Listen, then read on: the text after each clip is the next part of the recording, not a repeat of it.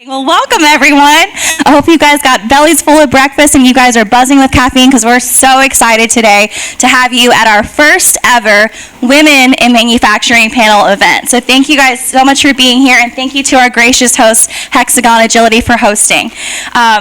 Again, we're thrilled to welcome you, and we are excited to share in this special event where we really amplify women's stories and shine a light on their career journeys in the manufacturing world. We have a lot in store for you today, so we're excited to, again, share these women's stories and talk about what their journeys have looked like in a typically male-dominated industry.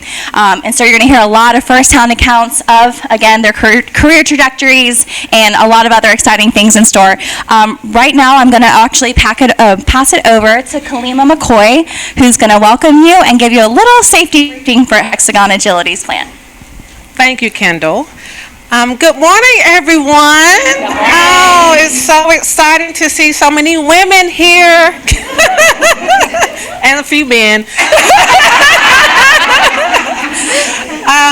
My name is Kalima McCoy. I am the Environmental Health and Safety Manager here for Hexagon Agility here in Salisbury. And I'm excited to be, because this is also an industry where it's primarily male-dominated, the EH&S world. So for those, a little plug for those that are interested in environmental health and safety. But my role here today is to give you a brief safety briefing, because safety is very important in manufacturing and definitely here at our site. So we definitely want to stress that to all of our visitors and just kind of let you know, like, what needs to happen in the event of an emergency. So you won't be going out into the facility today. So I would give a long 15-minute spiel. I'm just kidding, not 15 minutes.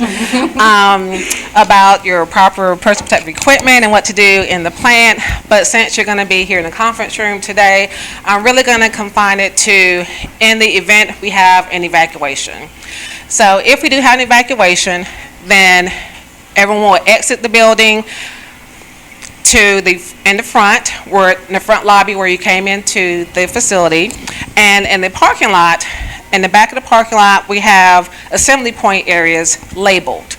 And so all of the visitors are actually going to assembly point area number 2.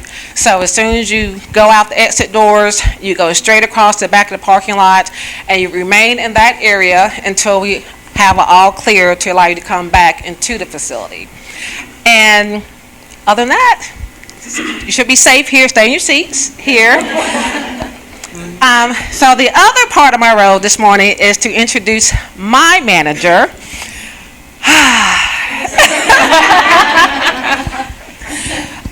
Mr. Don Ruddy. Don Ruddy is the Vice President of Operations here at our facility, and I'm going to stop it there because I have a lot of kind words to say, but it'll take all day, so I'll just stop it there. So Don Ruddy.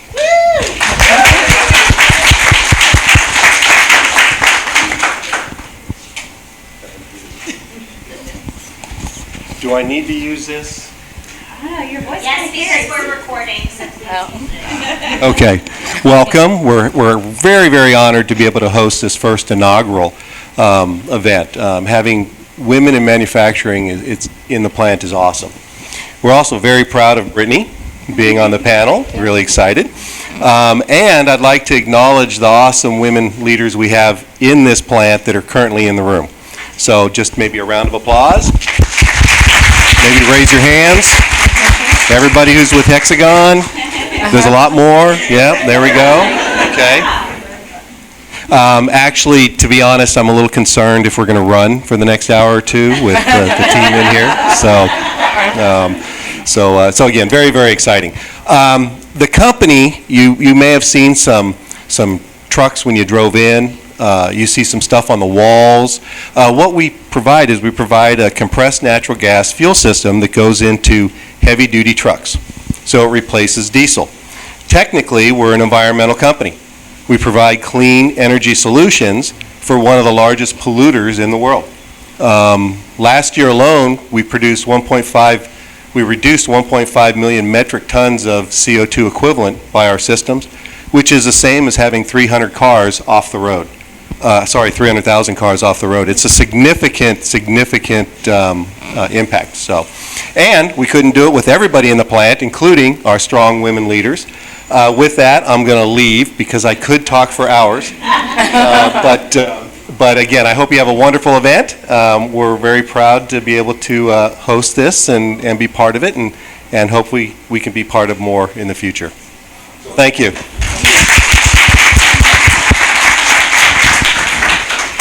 All right, well, thanks, Dottie. We appreciate you welcoming our guests and telling us a little bit more about Hexagon Agility. In lieu of a tour, we are going to go roll a short video just so you can understand the amazing products and services that Hexagon Agility provides their customers. Take it away.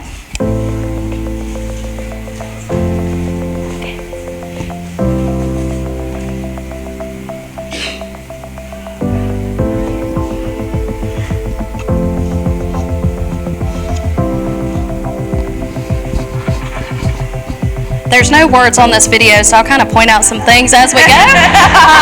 This right here is our robotic tube bender. So the CNG gas is transferred from the cylinders in a stainless steel tubing.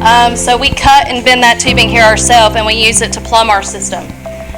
This is an overview of our assembly area. We have 3 product lines, a Pro Rail, a Pro Cab, and a refuse line. This is our powder painting operation. We have an automated powder coating system. We fabricate and paint our own parts. The exterior of the units, we could paint any color to match any truck that's out there. That was our press brake and laser operation where we cut and bend our sheet metal. This is a video of a propane engine that we use to manufacture here at the facility. And this is one of the vehicles, so we will install the fuel system onto the vehicle, or in some cases we'll send it out and the customer will install it themselves. This is our sister facility, Lincoln, Nebraska. So they manufacture the fuel cylinder that the gas is actually stored in. It's a plastic liner with a welded dome, and then it gets wrapped in carbon fiber. And then these cylinders are sent here and we install them into the fuel system. We actually recently expanded our facility and we will be doing the cylinder manufacturing here in the coming years.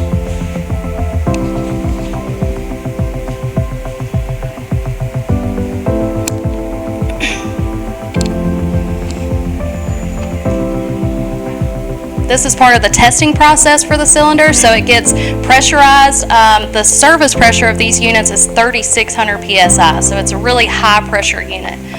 So the pressure testing and validation testing is absolutely critical to the safety of the product.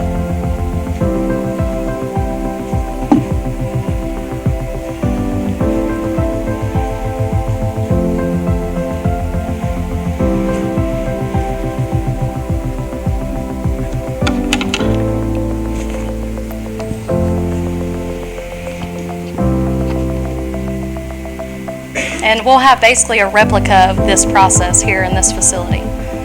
So automated welding, automated carbon fiber winding, robotics to move throughout the process, and testing. So it's really very cool.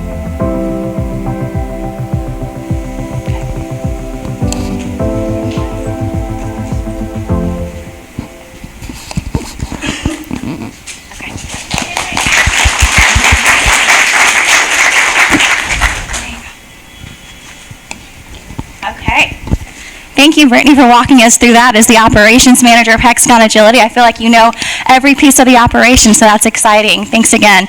Okay, so again, welcome to the Women in Manufacturing panel. We're so glad to have y'all here. Today, you're going to hear a lot of first-hand accounts from women who have really climbed the ladder and led teams, have broken barriers, and it's really, again, traditionally been a really male-dominated space. So we really just want to show you what's possible for you should you step inside a manufacturing career. Maybe you're already in manufacturing, maybe you don't know the first way to get inside the industry. That's what today is about.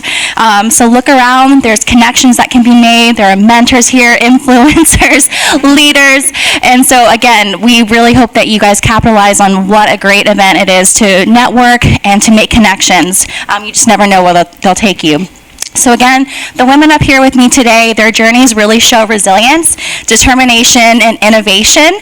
And we really hope that their experiences and their stories will inspire you and maybe just give you a new perspective on what's possible in this dynamic, ever-evolving industry.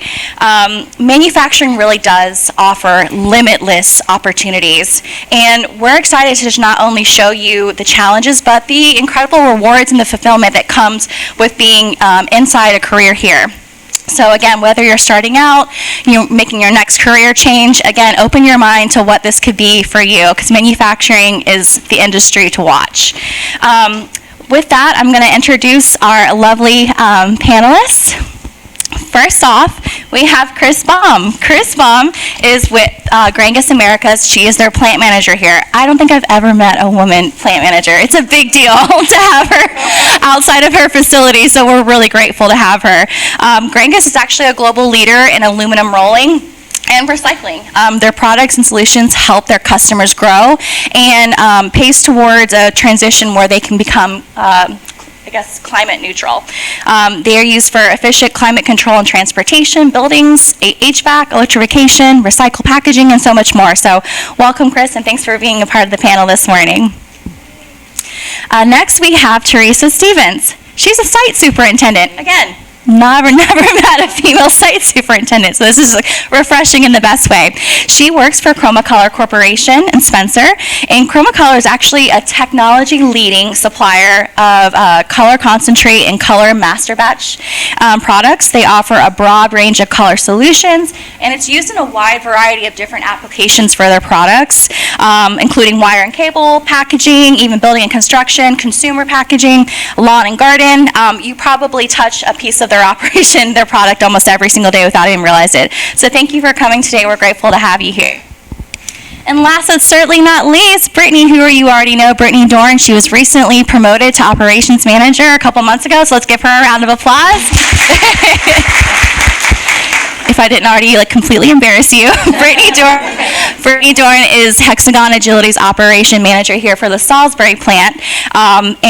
Again, Hexagon Agility is a leading global provider of clean fuel solutions for commercial vehicles and gas transportation solutions. Hexagon is the most recognized brand in the alternative fuel space, and as a result of their products and their performance, reliability, and safety of their fuel systems, they are seriously a leader in the space to climate neutrality, and so we're excited to be here. Thanks again, Brittany, for being on the panel this morning. All right, so with that, let's lean in and let's dive into the good stuff, the questions. If I even have the questions. Okay, first off, what first sparked your interest in manufacturing, and what inspired you to pursue a career in this field? Maybe you can speak into your first job in manufacturing and how that role ultimately shaped your trajectory. Kris, you want to start us off? I can start, I guess. Everybody can hear me okay? Wow, I've been in this industry for like 30 years, so it's been a long time for me. But when I originally started in manufacturing, I was a single mom, just recently went through a divorce. I was unemployed, and actually I started as a temporary employee, working at an aluminum facility in a little town that I grew up in Pennsylvania. And I really liked it, and it was fun, and then just things kind of spiraled from there. I got hired on after my temporary stint and just went through various different roles. And once I got into actually the manufacturing side of the facility, because when I started, I actually, started punching. I key punched time cards, which we don't have any of that today because it's all electronic, right? So I'm dating myself a little bit, but I actually worked in finance, and I thought I was going to be a CPA, be a controller, and that's what I wanted to be. And we'd go out into the plant. We'd have to walk through it when we went to employee monthly meetings. And it was like when you looked around, you saw the equipment, it's like, wow, this is kind of fascinating, right, every day. And so after 5 years of finance, I went into manufacturing, and I never looked back.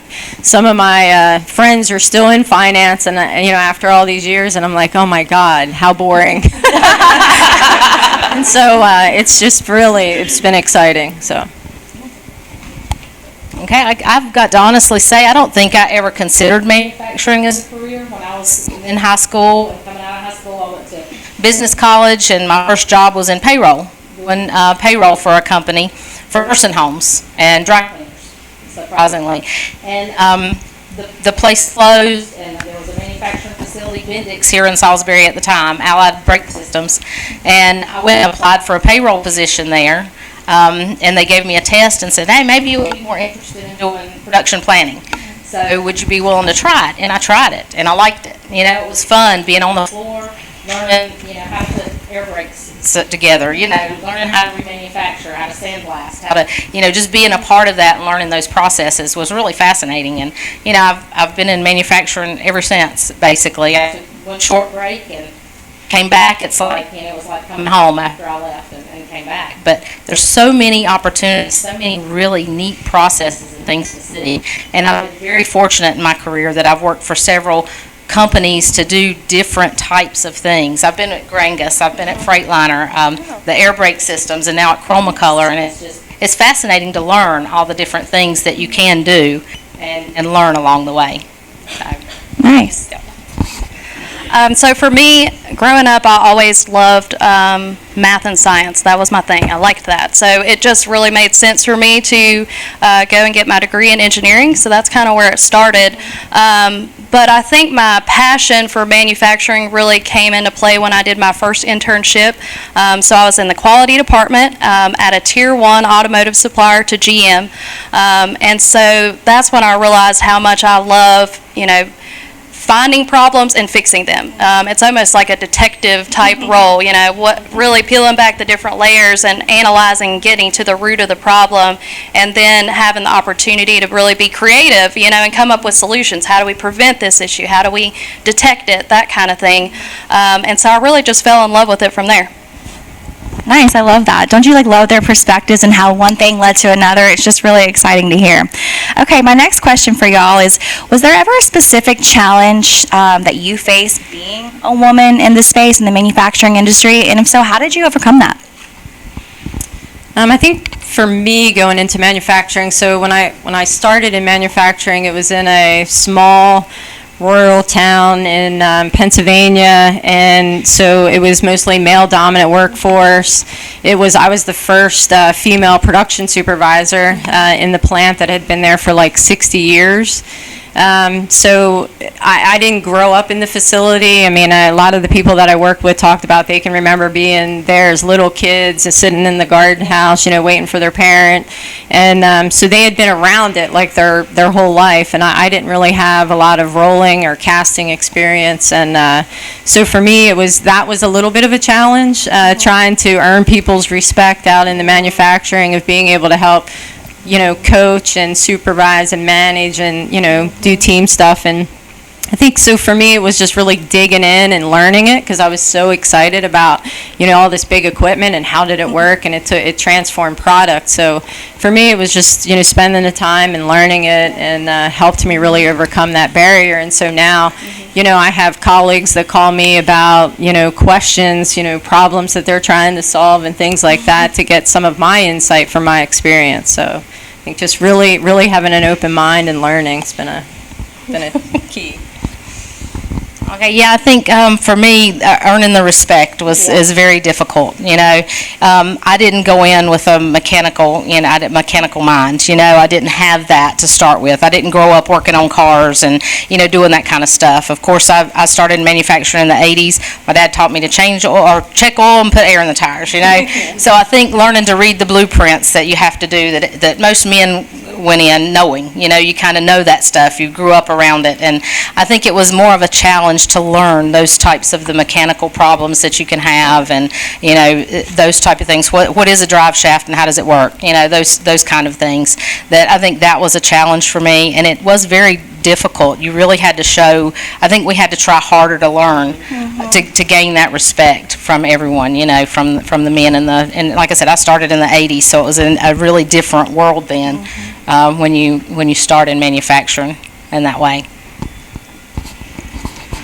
So for me, I'm you know, still fairly young in my career. I'm about 10 years in, so I feel like I've had a really positive experience as a woman in manufacturing and haven't had a lot of, you know, challenges. But one area that I I do remember, kind of struggling in. One of my positions, I worked with folks in different countries, so China, India, places like that, and some of those folks, the culture is just not the same as it is here in the U.S., and they don't really accept women in the workplace. That's not the norm for them. And so talking with those folks on the phone, having meetings, I don't feel like being heard, and they weren't really taking me seriously, and so that was a bit of a struggle. I consulted my boss, who was also my mentor. He was very supportive and really helped to kind of set the direction to, let everybody know it's a requirement that we work together. So I think that really helped, and, I definitely kept it professional and, kind and all of that, but I still stood my ground and, made sure that my voice was heard and that they're taking, what I'm saying to heart. Thanks, Brittany. Can you all talk about the variety of roles and just speak into some of the different career trajectories that are available within each of your companies?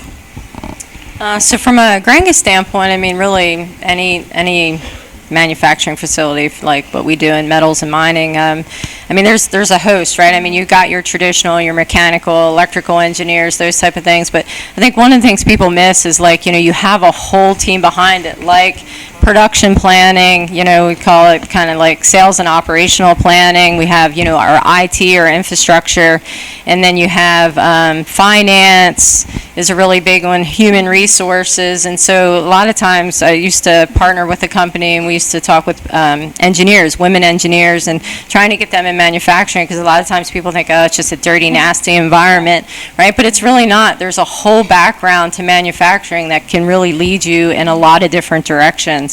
And so I think, it's just exploring all those different opportunities of what you like. When I started, I was thinking, hey, I'm going to be a controller, right? That's the thing. I never thought I was going to be a plant manager, and it's been, it's been exciting doing that. I'm glad I wasn't a controller.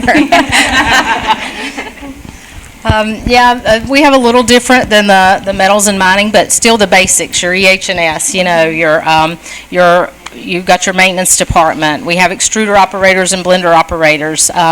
We have our quality department. Quality is huge. Everything, has to be inspected before it goes out. So you have quality, and we have chemists and color matchers, and here, HR, and, those types of roles there that we do have. So there is a wide variety of things that you can do in our industry.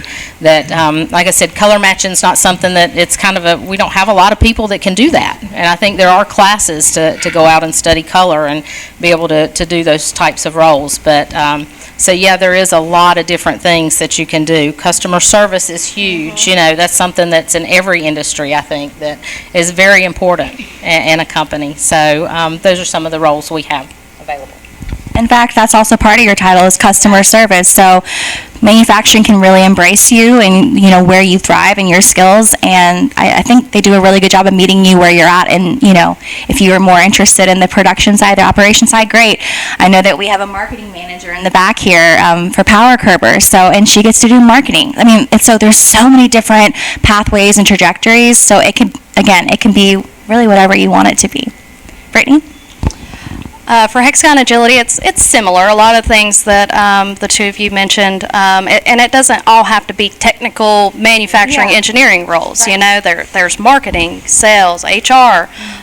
We even have a whole team of program management, and they're mostly made up of engineers, but not all of them. And that is their whole job, is to oversee the launch of new products, working with customers, setting up new processes, that kind of thing. HR we have here on site, product engineering, electrical engineering, so really the options are endless. Thank you. So each of your companies here in Rowan County is making such an impact in the world and just on a local level. Can you talk about like a recent project that comes to mind that you're particularly proud of, or maybe you can talk about and speak into some of the most exciting parts of your day-to-day, because I know that every day is not the same for y'all. Teresa, you want to start us off? Yeah, one program that we use, and it's not a recent thing, but it is something that I think as a company we're proud of. We utilize the prison system for employees as well. So we do have prisoners that are on work release that have done really well, that are getting close to being released. They come to our facility, they work a job just like any employee. They're brought in, they're picked up, and we do allow them to stay when they get out of prison. So we do offer them positions when they get out. Yeah, and they, they've worked up, the opportunities there from being on the floor as a batcher to a production manager to a scheduler. They have those opportunities to be able to move up and have a job and something, solid for them when they get out. And it's something that we're really proud of that we do and offer the community. And, and the community has resources to help with transportation if we need transportation, or, recently we've been hooked up with some housing options. And so that's something that we do there. And we are proud as a company to be able to support reentry programs. Nice. I'd say from Gränges standpoint, so we're doing, a couple things, right? So one of the things from a manufacturing standpoint is we're increasing our capacity and really earning our right to grow in Salisbury. Most of the Gränges facilities in North America have reached their maximum capacity of what they can do from an expansion standpoint. So within the next few years, we're looking at really how can we expand our facility in Salisbury and actually create more jobs in the community. In addition to working with the community, we just did a huge school drive to support the local community, and we're open to doing all of that. We really want to get our name out in the community and help the community as much as we possibly can. I love to hear that. Brittany, anything coming up for you? Yeah, I have a couple things I'm really proud of here at Hexagon Agility. We're also expanding. So at the cylinder manufacturing facility, it's not operational, but it will be, and that's going to create a lot more jobs in Rowan County. So I'm really excited to see that, really come to life. And then I'm proud of the fact, especially in our assembly departments, we're able to take folks in that, off the street have zero manufacturing experience. We have a really good onboarding program. These folks get to have training on hand tools and, do work offline to learn and make sure they know how to do the job safely before they hit the production floor. And then those folks are also teamed up with kind of an expert in the area, and so you have somebody there that's looking out for you, doing that on-the-job training.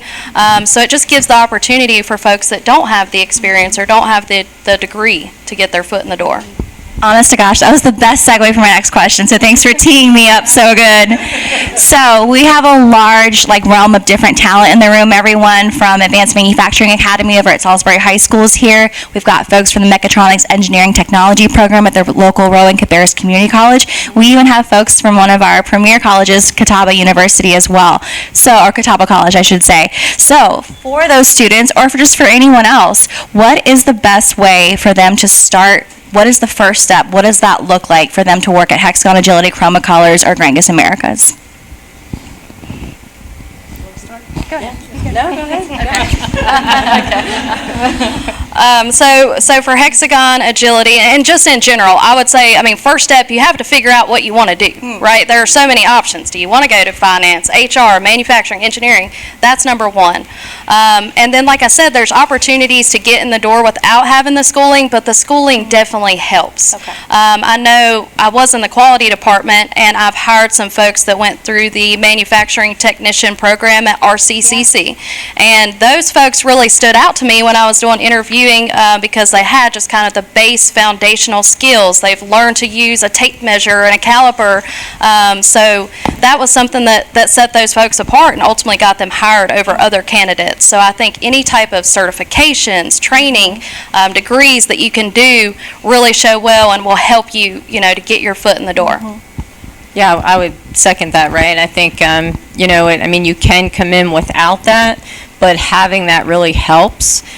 just kind of catapult you to where you need to be. Now, from a Gränges standpoint, we also have a 4-week, fairly labor-intensive onboarding that we do. We do 2 weeks in the classroom, but then we also do 2 weeks on the manufacturing floor where you're partnered with a mentor and you really just job shadow the entire time. You don't really get your hands on anything. It's just really kind of observe, learn, and understand all of our safety procedures and making sure that you understand, all those things to keep you safe. But I think, we offer a lot of certification to mobile equipment, forklift certifications, and those type of things. But any of that you can get prior to coming into the manufacturing is also good. And if you're in school and you have an opportunity to do an intern, we are always looking for interns, and that's something that we've struggled to find in Salisbury. I don't know why. Do we have 4 coming now, right? 4 open. Okay, yeah. I was going to say we have 4 coming. That's awesome. And so this is the second year now that we're really trying to get interns to come into the facility and work on different projects and things that we have to help. And it's just, it's been a challenge. So if anybody's looking for an internship, Gracie's sitting in the audience. What is that age that you need to be for? 18. Yeah. Okay, I think for Chroma Color, it's really depends on what field you want to go into. I mean, to be an operator on the floor, of course, you need math. You need to know how to do math skills. But if you want to be a color matcher or something like that, you are going to need more an advanced learning, degree or classes in color and that type stuff. So depending on what field you want to go into, we do have a 90-day training program on the floor. So everyone is trained when they come in. We do hire right out of high school. You have to be 18, but we do hire right out of high school and do that 90-day training program for any of our on-the-floor employees, But like I said, you do, even for some of our basic things, you do need to know how to, do fractions and weigh and some of those type things, measure. And so, but we do accept employees, our students or anything right out of school. You don't have to have an advanced degree unless you're trying to get into more of an engineering or that type position. One thing that really comes across, especially with the companies, I was very intentional with the companies I chose to represent today, is that they really will meet you where you're at any part of your journey, even entry level. A lot of these companies, what comes across is they're so passionate about career advancement and empowering you and giving you the tools that you need to grow and the tracks to run on to really climb the ladder in a relatively fast pace. I know that your ramp up is very fast, Gränges, when talking to Avery, to get up to some really competitive wages in really a matter of no time. But again, they'll meet you where you're at. If you just want to stay in your lane and you just want to pull the lever, that's fine. But if you want to grow, they'll match your energy. If you want to walk, they'll walk alongside you. And if you want to run, I think they're ready to run. And we can see that proof of that success leaves clues, and Brittany Dorn is less than a decade into her career and she's already been promoted several times. So it's really exciting to see what's possible. So that's all the questions I have for our panel today. However, I'd love to open up the floor. Does anyone have any questions? Any burning things that they just have to know?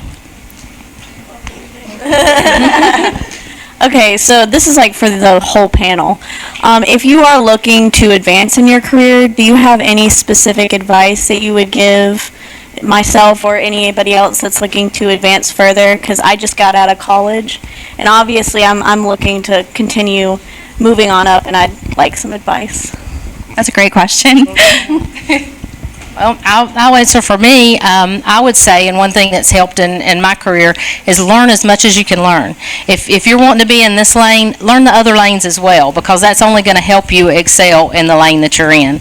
So keep an open mind and learn. If you want to be in production management, learn the quality side, learn the shipping side, learn every other area. So because that's just going to help you excel in what you're doing. And I'd say find a good mentor. And that was something I think I did early on in my career is, I had 1 or 2 really good mentors that really helped me understand, where my passion was. because I liked everything, and so it was like, where do I want to go? What do I want to be? And so doing that, and then also I think keeping an open mind and being willing to put yourself out there is another, right? Because if you sit in the background, then you're most likely not going to be seen. So getting yourself out there and being visible in front of others can really help move your career along very quickly. I agree with both of you guys. I think the mentorship is critical, and that has helped me significantly in my career. The other thing I would say, Bella, is talking to your manager and talking to HR. You know, what is it that you're trying to achieve? Where do you want to go? And then they could help you to put together a development plan. What makes sense? What training can we do? What other jobs can we put you in? The other piece I would say is just building a rapport with as many people as you can in the plant. You know, if people need your help or, you know, want to get you involved, really follow through and make sure you're showing well in everything you do in your current job, because you never know if that person may be hiring in their department. Oh, well, I've worked with you before and I know that you're really strong and you have that good reputation, so you could set yourself up to, you know, be a potential candidate for the next position that comes open in a different area. Does anyone else have any questions? I know y'all got something else you want to know. Okay. Well, what about, do we have any other female manufacturing leaders in the room that have any sage advice they would like to share? We can pass the mic to you.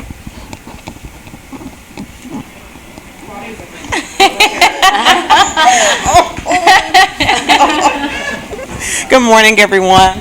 My name is Claudia Riley, and I am the HR Director for the Hexagon Agility facility. First of all, so excited for everyone to be here and for us to have the opportunity to host. I don't have much, to add to the feedback that was given. I think we as women, we have a little bit of a harder challenge to be able to grow and to move up. And so I think just taking the initiative, even in moments where it doesn't feel good, right? Because sometimes we have to get uncomfortable to get to a space. And so I think it's nice to continue to grow and put your name out there. Put your name out there, whether you're the only person in that area. I'm very excited to not only be a female leader, but also a woman of color that has the ability to be in a position that I don't see a lot of people that look like me. But it's because I push, right? And so I encourage everyone to do the same. Thank you. How's that? Making yourself stand out. If I'm going to be honest, we from Hexagon Agility, you have to apply online. But what has really helped is when people come into the facility and just actually talk to me, and just say, hey, I'm looking for a position, and just really having a very positive, energy, positive attitude, even speaking, having the resume on hand. While I can't, move forward without having something online, just kind of having that presence to say to me, I'm looking for a position, this is what I bring. That really is a good starting point. And of course, just having a polished resume. It doesn't even have to be a lot, especially if you're coming in from high school. Just let me see your name, what you've done in school, if there's any awards, any type of memberships or that you had at school. It doesn't have to be fancy, but just kind of having something together as well helps you stand out as it relates to the application process. LinkedIn is also a great portal. I encourage everyone, to just create a LinkedIn account. And again, you don't have to have a lot of information in there, but just showing that you're open to work and what that experience brings, both professionally and even personally. If you're a member of your church and you do something, whatever it is, right? Just kind of having that portal as a starting point. And type of networking as well. I definitely appreciate what Rowan County does for everyone as it relates to networking and giving people the opportunity to talk to people that you may not necessarily, talk to in any other forum. Claudia, that was so beautifully said. Thank you. We have a question or a comment in the back. Dr. Christine Lynn, Catawba College. Thanks. I was just wondering if you could speak to maybe the differentiator of your company's culture, maybe how you value your people, do team building, what you do outside of the plant, or maybe it's as simple as a perk with time off or whatever it may be. Can you share the differentiator for your company in terms of culture? Ooh, I love that. From a Gränges standpoint, so we have our core values, We also, which comes along with our core values, is we have like spot awards that we do. And so we recognize employees for their different behaviors, or whether it's in safety or they have suggestions or things like that. We want to make sure that we're showing all of our employees that they are valued, right? And their voices are heard. We do a lot of employee type recognitions. We do cookouts, we have food trucks, we have coffee trucks, we do all types of things to try to, we really want the Gränges culture to be like a family. At Chroma Color, we do some of the similar things. You know, we do recognize employees for safety and that type stuff. We have some, we do things, we've had art contest with our pellets before, you know, at lunch. We just have a big lunch and a cookout. We do that about once a month. We'll do something at least for the employees for their birthdays and those type things. So we do, you know, the Kudos Awards. We do have a Kudos Award program where anybody that goes above and beyond, we can recommend for Kudos program, and it's kind of like a little store. It's not just company product, it's anything. So they get their Kudos points, and then they can go to that store and buy anything that they want. And there's some really nice things on there. I mean, we're talking, you know, grills and outdoor furniture. I mean, there's all kinds of things that they can buy with those points. So, but yeah, we, you know, and we do try to recognize and do so. We even do like coloring contests for employees' kids, and, you know, those pumpkin decorating contests. Yeah, there's just a lot of different things that we try to, at least once a quarter, if not more often, do something, and we do have a meal at least once a month, if not twice a month sometimes. So, yeah, Biggest Loser challenges, that's a big thing now that a lot of people get involved in with the other locations and ours, you know, get a team together, and they get Kudos points and jackets and stuff like that. So we do a lot of that type stuff. Oh, don't sleep on Chroma Color. Y'all are killing it. Brittany? So for Hexagon Agility, we definitely put our people first. We wouldn't be where we are or who we are without our people, so we're always trying to do right by the people. I like that this company values, you know, time away from work, so everybody coming in the door, 3 weeks PTO, which is really nice. We have wage progression programs in place, so you can really see, okay, what do I need to learn, what skills do I need to obtain to go to the next pay grade in the area that I'm in. We also do a lot of engagement activities, you know, at least once a month. We have something going on with HR. We have a celebration committee that puts on some events. Family Day, we do that once a year. We have a big Christmas party at the end of the year, which is a blast. So we're always looking for ways to just really spend time with people, get to know each other, and have a good time while we're here at work. Nice, love to hear that. We might have time for one more question. Yep.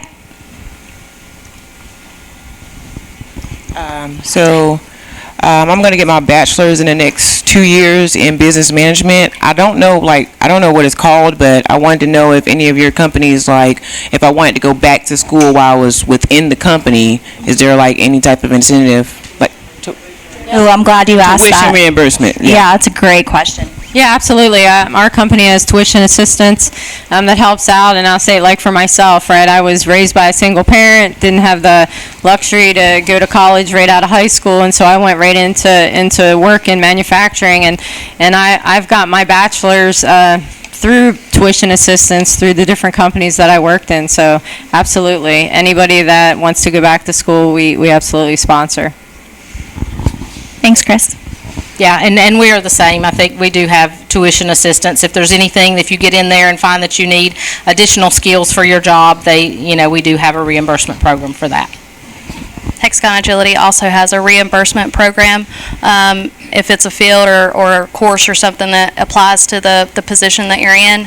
And then a lot of times we hire folks to come on site to provide training as well.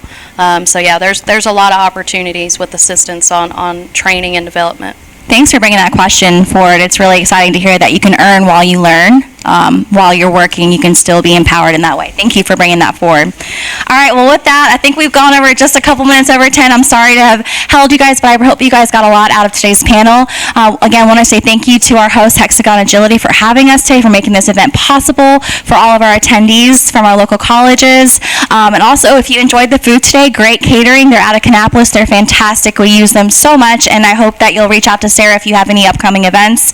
Again, thank you for joining us today and making our first ever Women in Manufacturing panel such a meaningful experience. We've heard really remarkable stories of resilience, courage, determination, and stories that really shine a light on what's possible when you bring your talents and an open mind to this exciting field. All of our panelists today have shown us what it takes to succeed, and also just the rewarding paths available in the exciting field of manufacturing. So we're hoping that you're feeling super inspired today, whether you're considering a career in manufacturing, you're already in manufacturing, and you just want to make that next step. Remember that there's a place for you guys here, and the industry thrives because of people like y'all. So thank you again for being a part of this, and we can't wait to see where your career journey takes you. Thank you.